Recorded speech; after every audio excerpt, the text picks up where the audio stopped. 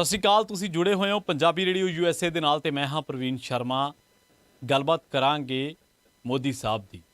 ਮੋਦੀ ਸਾਹਿਬ ਦੇ ਦੇਸ਼ ਦੇ ਵਿੱਚ ਮੀਡੀਆ ਅਦਾਰੇ ਬਹੁਤ ਘੱਟ ਬਚੇ ਨੇ ਜਿਨ੍ਹਾਂ ਦੇ ਕੋਲੇ ਸਵਾਲ ਚੁੱਕਣ ਦਾ ਮੱਤ ਹੈ, ਕਿਉਂਕਿ ਜਾਂ ਤਾਂ ਬਹੁਤੇ ਖੁੱਡੇ ਲੈਣ ਲਾ ਦਿੱਤੇ ਗਏ ਨੇ ਤੇ ਜਾਂ ਬਹੁਤੇ ਟੁੱਕੜ ਬੋਚ ਬਣ ਕੇ ਵੋਟਾਂ ਤੇ ਪਲ ਰਹੇ ਨੇ। ਜਨਤਾ ਦਾ ਕੁਛ ਹੋਵੇ ਉਹਨਾਂ ਨੂੰ ਕੋਈ ਸਰੋਕਾਰ ਨਹੀਂ ਹੈ। ਜਨਤਾ ਦੀਆਂ ਗਰੀਬ ਲੋਕਾਂ ਦੀਆਂ ਝੁੱਗੀਆਂ ਢਾਈਆਂ ਜਾਣ, ਕਿਸੇ ਦੇ ਮੂੰਹ 'ਚ ਕੋਈ ਜ਼ੁਬਾਨ ਨਹੀਂ ਹੈ। ਗਰੀਬ ਲੋਕਾਂ ਦੇ ਬਲਡੋਜ਼ਰ ਚੱਲ ਜਾਣ, ਕੋਈ ਬੋਲੇਗਾ ਨਹੀਂ। ਦੇਸ਼ ਦੇ ਗਰੀਬ ਲੋਕ, ਖਾਸ ਕਰਕੇ ਇੱਕ ਤਬਕਾ ਮੁਸਲਿਮ ਭਾਈਚਾਰੇ ਦੇ ਲੋਕ, ਜਿਨ੍ਹਾਂ ਦੇ ਕਈ ਘਰਾਂ ਦੇ ਵਿੱਚ ਮਰੀਜ਼ ਮੰਜਿਆਂ ਤੇ ਪਏ ਨੇ, ਪਰ ਉਹਨਾਂ ਦੀਆਂ ਬਸਤੀਆਂ ਢਾਹ ਦਿੱਤੀਆਂ ਗਈਆਂ। ਕਿਸੇ ਨੇ ਕੋਈ ਜ਼ੁਬਾਨ ਨਹੀਂ ਖੋਲ੍ਹਣੀ, ਔਰ ਖੋਲ੍ਹੇ ਵੀ ਕੌਣ? ਵਿਕ ਚੁੱਕੀ ਪੱਤਰਕਾਰਤਾ ਕਦੇ ਸਵਾਲ ਨਹੀਂ ਕਰ ਸਕਦੀ। ਵਿਕ ਚੁੱਕਿਆ ਮੀਡੀਆ, ਮਰ ਚੁੱਕਿਆ ਮੀਡੀਆ ਕਦੇ ਸਵਾਲ ਨਹੀਂ ਕਰ ਸਕਦਾ। ਚਾਪਲੂਸ ਬੰਦਾ, ਖੁਸ਼ਾਮਦੀ ਬੰਦਾ ਕਦੇ ਸਵਾਲ ਕਰਨ ਦਾ ਮਾਦਾ ਨਹੀਂ ਰੱਖ ਸਕਦਾ। ਸਿਆਣੇ ਕਹਿੰਦੇ ਆ ਕਿ ਸਵਾਲ ਸਿਰਫ ਉਦੋਂ ਪੁੱਛਿਆ ਜਾਂ ਜਵਾਬ ਸਿਰਫ ਉਦੋਂ ਦਿੱਤਾ ਜਾ ਸਕਦਾ ਜਦੋਂ ਜਾਣਕਾਰੀ ਹੋਵੇ।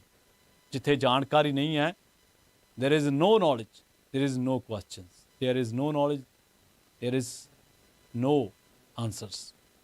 ਆਨਸਰਸ ਤੇ ਕੁਐਸਚਨਸ ਦਾ ਖਿਲਾਫ ਆ। ਇਹ ਜਾਣਕਾਰੀ ਤੋਂ ਬਿਨਾਂ ਨਹੀਂ ਹੋ ਸਕਦਾ। ਮੋਦੀ ਸਾਹਿਬ ਨੂੰ ਸ਼ੀਸ਼ਾ ਦਿਖਾਇਆ ਇੱਕ ਕੌਮਾਂਤਰੀ ਬੰਦੇ ਨੇ, ਔਰ ਮਾਦੇ ਵਾਲੇ ਬੰਦੇ ਨੇ। ਰਿਚਰਡ ਵਾਕਰ ਉਹਦਾ ਨਾਮ ਹੈ। DWTV ਦਾ ਉਹ ਐਡੀਟਰ ਆ। ਅਤੇ ਉਹ ਬੰਦੇ ਨੇ ਕਿਹਾ ਵਾ ਕਿ ਮੋਦੀ ਸਾਹਿਬ, ਤੁਸੀਂ ਪਿਛਲੇ 65 ਘੰਟਿਆਂ ਤੋਂ ਯਾਤਰਾ ਕਰ ਰਹੇ ਹੋ, 25 ਮੀਟਿੰਗਾਂ ਕੀਤੀਆਂ ਨੇ, 8 ਵਰਲਡ ਲੀਡਰਸ ਦੇ ਨਾਲ ਗੱਲਬਾਤ ਕੀਤੀ ਹੈ, ਅਤੇ ਇੱਕ ਵੀ ਸਵਾਲ ਨਹੀਂ ਹੈ। ਇਹ ਜਿਹਦਾ ਮੈਂ ਨਾਂ ਲੈ ਰਿਹਾ ਵਾਂ, ਰਿਚਰਡ ਵਾਕਰ, ਇਹ ਕੋਈ ਆਮ ਇਨਸਾਨ ਨਹੀਂ ਹੈ। ਇਹ ਸੰਪਾਦਕ ਆ, ਐਡੀਟਰ ਆ। ਇਹ ਇੱਥੋਂ ਦੇ ਸੰਪਾਦਕਾਂ ਵਰਗਾ ਨਹੀਂ ਹੈ, ਸੁਦਰਸ਼ਨ ਚੈਨਲ, ਟੁੱਟੇ ਜਿਹੇ ਚੈਨਲ ਵਰਗਾ, ਜਿਹੜਾ ਜਾ ਕੇ ਹਿੰਦੂ ਰਾਸ਼ਟਰ ਦੀ ਸਹੁੰ ਖਵਾਈ ਚੱਲੂਗਾ, ਜਿਹਨੂੰ ਇਹ ਨਹੀਂ ਪਤਾ ਕਿ ਦੇਸ਼ ਦੇ ਵਿੱਚ ਦੇਸ਼ ਦੇ ਮੀਡੀਆ ਦਾ ਕਿੰਨਵਾਂ ਨੰਬਰ ਆ। 150ਵਾਂ ਨੰਬਰ ਆ। ਔਰ ਜਿਹੜੇ ਲੋਕ ਕਹਿੰਦੇ ਨਾ, ਗੱਲਾਂ ਕਰਦੇ ਕਿ ਸਾਡੇ ਦੇਸ਼ ਦੀ ਆਰਥਿਕਤਾ 5ਵੇਂ ਨੰਬਰ 'ਤੇ ਆ, ਉਹ ਇਹ ਇੰਡੈਕਸ ਚੱਕ ਕੇ ਦੇਖ ਲੈਣ। ਕੋਈ ਵੀ ਡੈਮੋਕ੍ਰੇਸੀ ਦਾ ਇੰਨਾ ਬੁਰਾ ਹਾਲ ਨਹੀਂ ਹੈ, ਕਿਸੇ ਵੀ ਡੈਮੋਕ੍ਰੇਸੀ ਦਾ। ਔਰ ਤੁਸੀਂ ਢਿੰਡੋਰਾ ਪਿੱਟਦੇ ਰਹਿੰਦੇ ਹੋ ਕਿ ਸਾਡੇ ਡੈਮੋਕ੍ਰੇਸੀ, ਆਹ ਡੈਮੋਕ੍ਰੇਸੀ ਹੈ ਤੁਹਾਡੀ। ਤੁਹਾਡੇ ਨਾਲੋਂ ਨਿੱਕੇ ਨਿੱਕੇ ਲੋਕ, ਤੁਹਾਡੇ ਰਾਜਾਂ ਨਾਲੋਂ ਛੋਟੇ ਦੇਸ਼ ਜਿਹੜੇ ਆ, ਉਹਨਾਂ ਦਾ ਤੁਹਾਡੇ ਨਾਲੋਂ ਕਿਤੇ ਵਧੀਆ ਸਥਾਨ ਆ। ਔਰ ਤੁਸੀਂ ਕੌਮਾਂਤਰੀ ਪੱਧਰ 'ਤੇ ਜਾ ਕੇ ਵਾਹ ਕਰ ਰਹੇ ਹੋ। ਤੁਹਾਡੇ ਭਗਤ ਪਿੱਛੇ ਜੈ ਸ਼੍ਰੀ ਰਾਮ ਕਰ ਰਹੇ ਆ। ਧਾਰਮਿਕ ਨਾਅਰਾ ਕੋਈ ਮਾੜਾ ਨਹੀਂ ਹੁੰਦਾ, ਕਦੇ ਵੀ ਮਾੜਾ ਨਹੀਂ ਹੋਇਆ, ਅੱਜ ਤੱਕ ਨਹੀਂ ਮਾੜਾ ਹੋਇਆ ਜਿਹੜੇ ਲੋਕ ਧਰਮ ਨੂੰ ਮੰਨਦੇ ਨੇ। ਪਰ ਪ੍ਰਧਾਨ ਮੰਤਰੀ ਸੰਵਿਧਾਨਕ ਹੁੰਦਾ, ਉਹ ਧਾਰਮਿਕ ਚਿੰਨ੍ਹ ਨਹੀਂ ਹੁੰਦਾ। ਇੱਥੇ ਕਿੰਨੇ ਕੁਛ ਹੋਇਆ ਇਸ ਦੇਸ਼ ਦੇ ਵਿੱਚ। ਕਰੋਨਾ ਦੇ ਦਰਮਿਆਨ ਲਾਸ਼ਾਂ ਗੰਗਾ 'ਚ ਰੋੜਤੀਆਂ, ਕੋਈ ਨਹੀਂ ਬੋਲਿਆ। 2 ਕਰੋੜ ਨੌਕਰੀਆਂ ਦੇਣ ਦਾ ਵਾਅਦਾ ਕੀਤਾ, ਜੁਮਲਾ ਨਿਕਲਿਆ, ਕੋਈ ਨਹੀਂ ਬੋਲਿਆ। ਨੋਟਬੰਦੀ ਦੇ ਵਿੱਚ ਲੋਕਾਂ ਨੇ ਆਪਣੇ ਘਰ ਦੇ ਮਰਵਾ ਲਏ, ਆਪਣੇ ਪੈਸੇ ਨਾਲ ਬੈਂਕਾਂ ਦੇ ਵਿੱਚ, ਕੋਈ ਨਹੀਂ ਬੋਲਿਆ। ਕਿਆ ਜ਼ੁਬਾਨਬੰਦੀ ਕੀਤੀ ਹੈ ਮੋਦੀ ਤੇ ਅਮਿਤ ਸ਼ਾਹ ਦੀ ਜੋੜੀ ਨੇ, ਕਿਆ ਬਾਤ।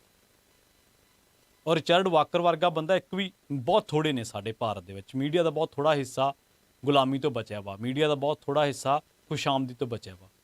ਔਰ ਕਈ ਤਾਂ ਬੀਬੀਆਂ ਨੇ, ਬੀਬੀਆਂ ਬਾਰੇ ਹੁਣ ਕੀ ਬੋਲ ਗਏ, ਆਪ ਨੂੰ ਸ਼ਰਮ ਆਉਂਦੀ ਹੈ।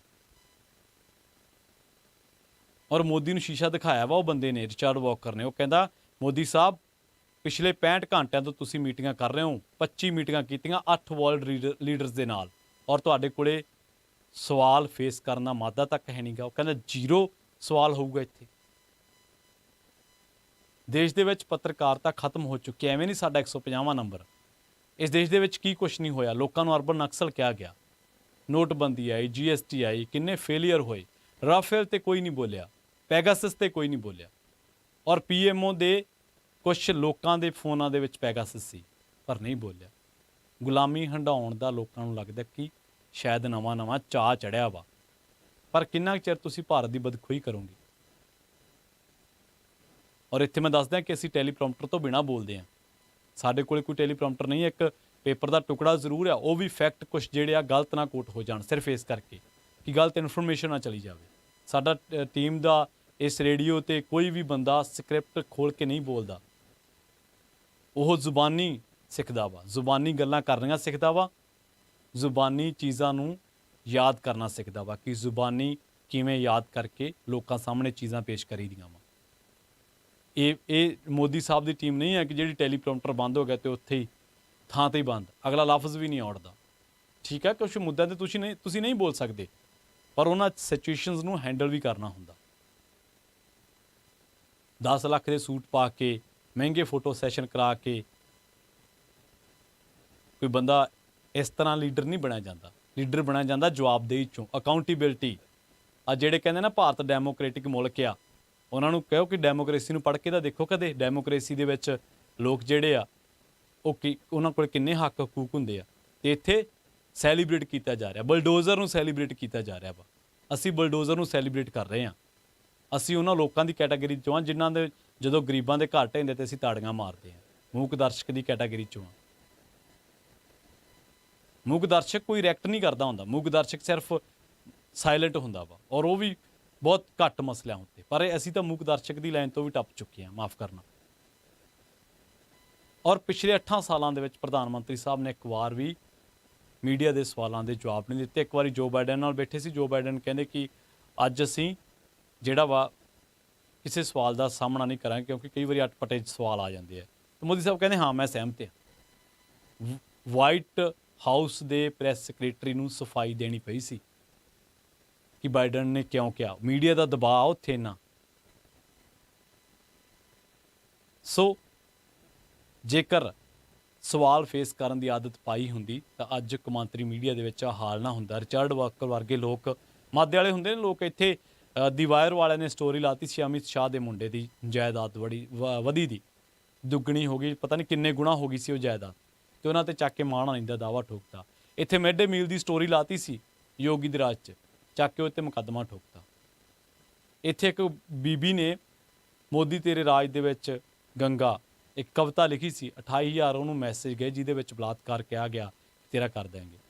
ਕੈਸਾ ਰਾਜ ਆ ਮੋਦੀ ਸਾਹਿਬ ਦਾ। ਇੱਕ ਜਿਹੜਾ ਮੰਤਰੀ ਆ ਉਹਦਾ ਮੁੰਡਾ ਚੱਕ ਕੇ ਕਿਸਾਨਾਂ ਨੂੰ ਦਰੜ ਦਿੰਦਾ ਵਾ, ਔਰ ਉਹਨੂੰ ਮੰਤਰੀ ਤੋਂ ਅਹੁਦੇ ਤੋਂ ਹੀ ਲਾਇਆ ਜਾਂਦਾ। ਇੱਕ ਇਹਦਾ ਮੰਤਰੀ ਮੋਦੀ ਸਾਹਿਬ ਦਾ ਇਹਨਾਂ ਦਾ ਉਹ ਕਹਿੰਦਾ ਕਿ ਦੇਸ਼ ਕੇ ਗਦਾਰਾਂ ਕੋ ਗੋਲੀ ਮਾਰੋ ਡੈਸ਼ ਡੈਸ਼ ਕੋ। ਇਸ ਤਾਂ ਬੋਲ ਵੀ ਨਹੀਂ ਸਕਦੇ ਲਫ਼ਜ਼ ਔਨ ਏਅਰ ਕਿ ਆਹ ਨਿਜ਼ਾਮ ਦੇਣਾ ਵਾ ਤੁਸੀਂ। ਆਹ ਚੀਜ਼ਾਂ ਕਰਕੇ ਕਹਿੰਦੇ ਹੋ ਕਿ ਅਸੀਂ ਦੁਨੀਆ ਦੀ 5ਵੀਂ ਵੱਡੀ ਆਰਥਿਕਤਾ ਵਾਂ।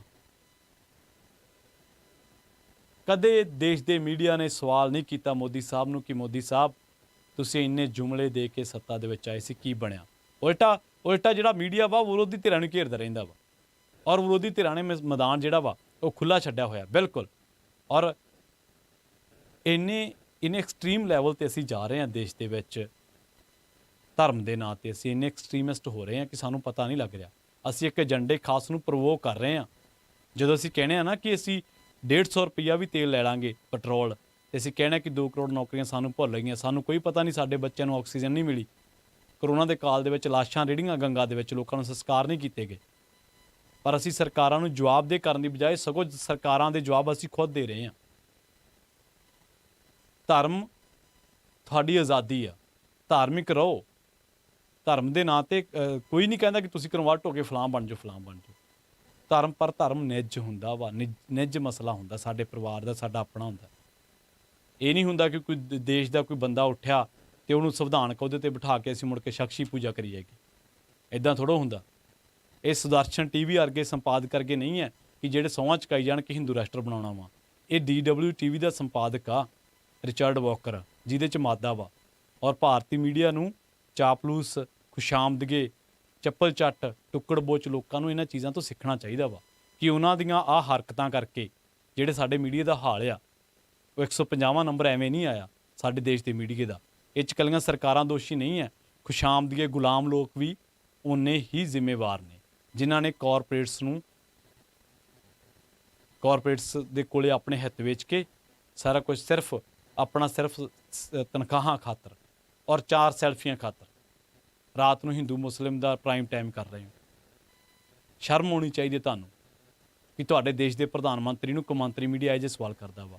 ਕਦੇ ਵਾਸ਼ਿੰਗਟਨ ਪੋਸਟ, ਕਦੇ ਹੋਰ ਵੱਡੇ ਜਿਹੜੇ ਅਖਬਾਰ ਆ ਉਹਨਾਂ ਦੀਆਂ ਵੈਬਸਾਈਟਾਂ 'ਤੇ ਜਾ ਕੇ ਦੇਖੋ, ਰਾਈਟਰ ਵਰਗੀਆਂ ਵੈਬਸਾਈਟਾਂ ਪੜ੍ਹ ਕੇ ਦੇਖੋ, ਕਦੇ AFP ਵਰਗੀਆਂ ਵੈਬਸਾਈਟਾਂ, AP ਵਰਗੀਆਂ, ਕਿ ਉਹਨਾਂ 'ਤੇ ਕੀ ਲਿਖਿਆ ਹੁੰਦਾ ਵਾ, ਉਹਨਾਂ ਦੇ ਐਡੀਟੋਰੀਅਲ ਪੜ੍ਹ ਕੇ ਦੇਖੋ ਕਦੇ।